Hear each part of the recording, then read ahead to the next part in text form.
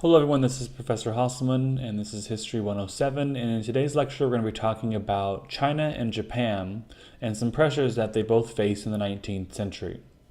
Now, China and Japan shared many characteristics, largely because of Japan's long period of imitation.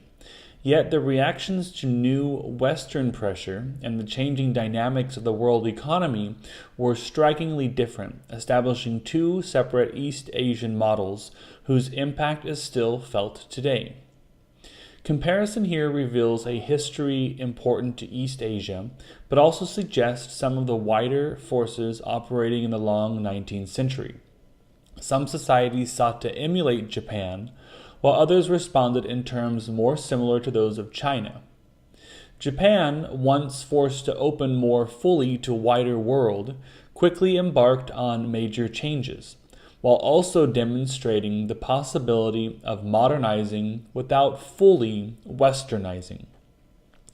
China long resisted pressures to reform, yielding only incompletely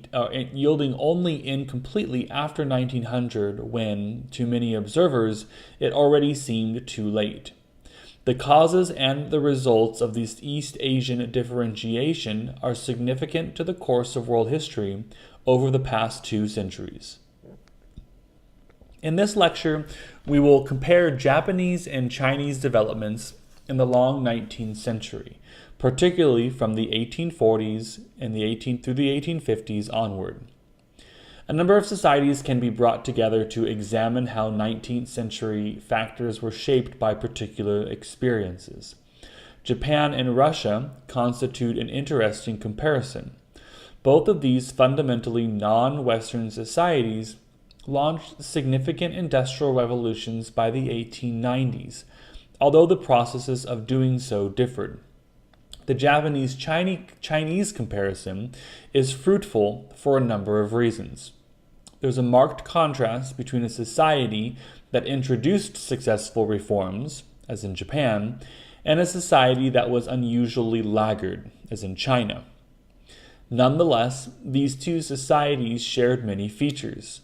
The close interaction of Japan and China raises the question of why one experience would differ so much from the other.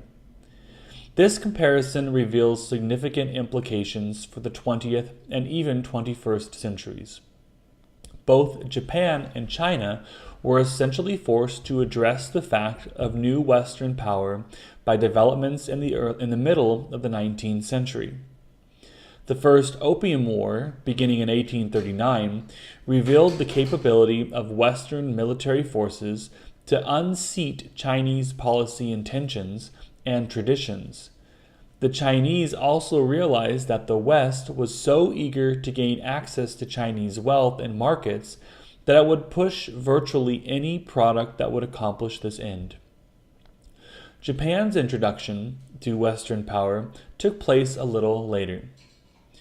The arrival of Western fleets from 1853 onward was a statement that if Japan did not open its markets, the Western powers would come in force. Military clashes occurred between Western forces and those of Japan. The West imposed constraints on Japanese activity that would ease only in the early 20th century. Thus, forced entry and unwelcome intrusion are factors in both cases.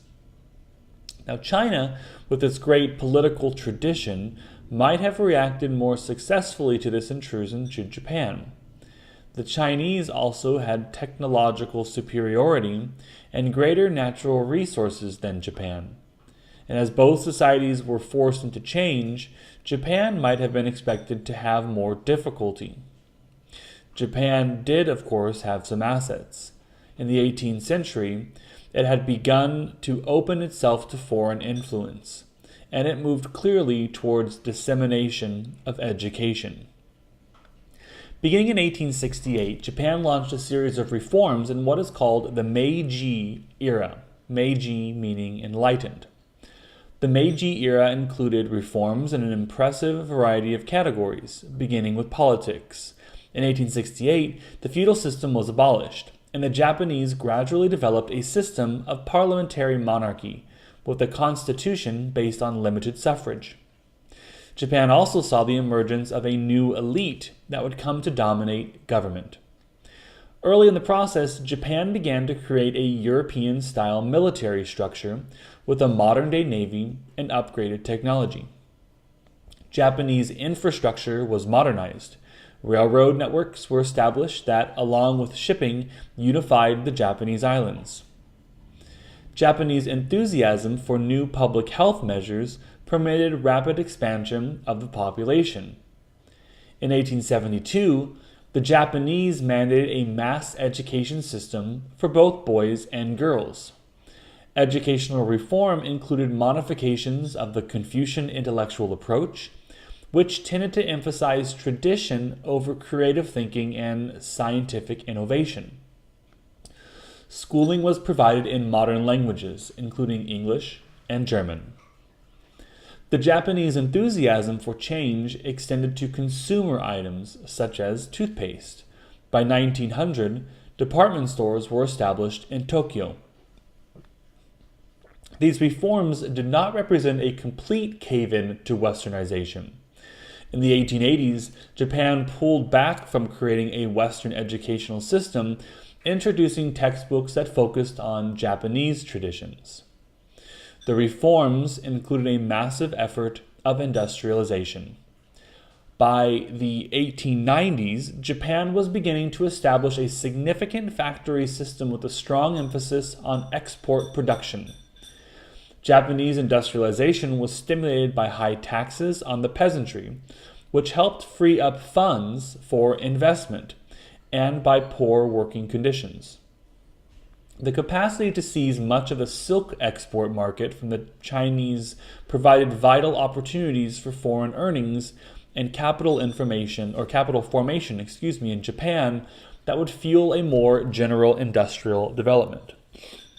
By the second decade of the 20th century, Japan would move into heavy industrialization, a process that would ultimately yield a share of world industrial leadership to the Japanese by the second half of the 20th century. Now let's look at China. In China, there was no clear decision to embark on reform. The pattern was vastly different. The first railway line built in China by a private company was torn up by the government in a show of resistance to progress and imitation. The Chinese were modestly interested in Western military innovations, but they did not organize the kinds of military and political changes that would allow them to catch up to Western standards. China's responses to modernization were further complicated by internal unrest and civil war in the middle of the 19th century. China's reactions were also hampered by the tendency of the Western powers and Russia to seize chunks of Chinese territory where they then developed industry. These intrusions reduced Chinese economic capacity and increased hostility to foreigners. The Boxer Rebellion would be an understandable manifestation of this anti-foreign hostility. Only in the 1890s did the Chinese begin to come to terms with the new situation. Chinese university students began to go to Japan and the United States. Christian missionary activity established new educational institutions in China, and traditional practices such as foot binding declined. Unfortunately, this reaction was late and incomplete. So why does the experience of China contrast so markedly with that of Japan? Western encroachments on China were much more unsettling than those on Japan, partly because the West had an older historical thirst for Chinese access. The Japanese produced some goods the West wanted, but there was less pent-up demand for interference. Western intervention also caught Japan and China in different phases of the political cycle. The Chinese were in one of their periodic political doldrums, which meant the Western intrusion was less effectively opposed.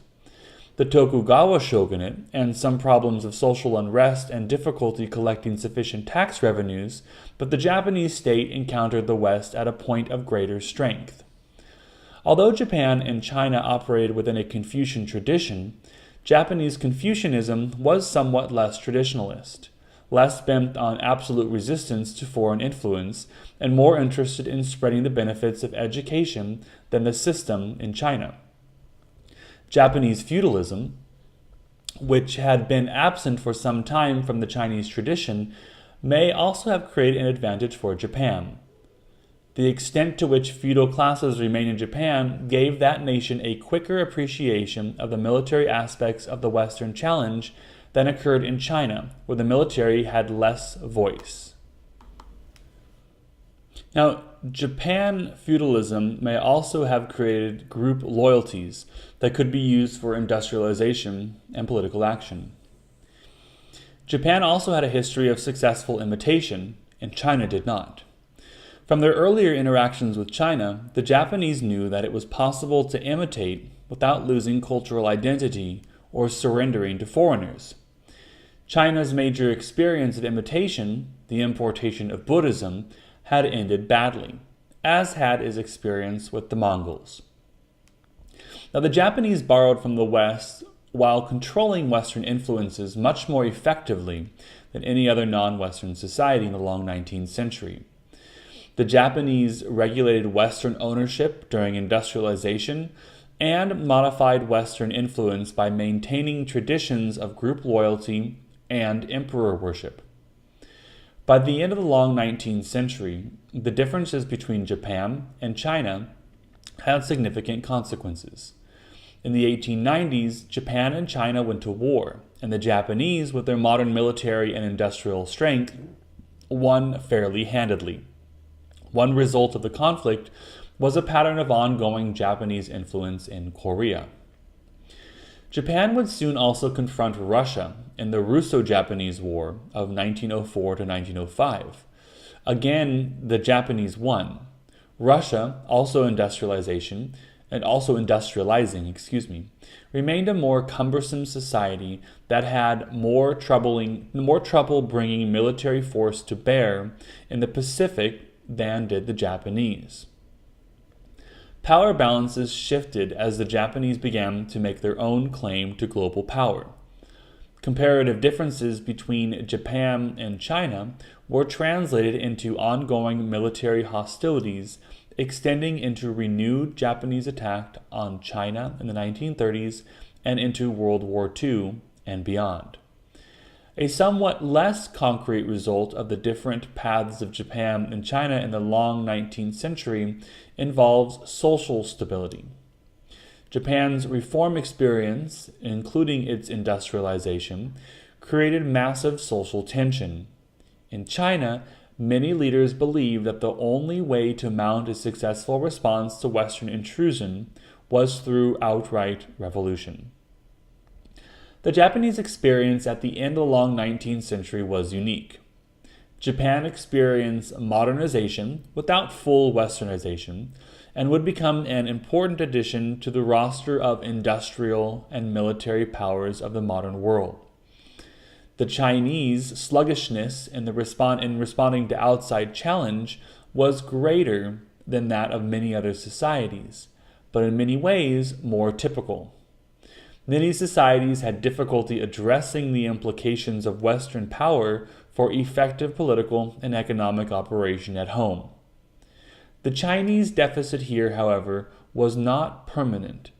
When we introduce the final period in world history, we will see not only the significance of Japan's ongoing role, but the growing muscle of China in world affairs as well. And this is the end of today's lecture on 19th century pressures of Japan and China.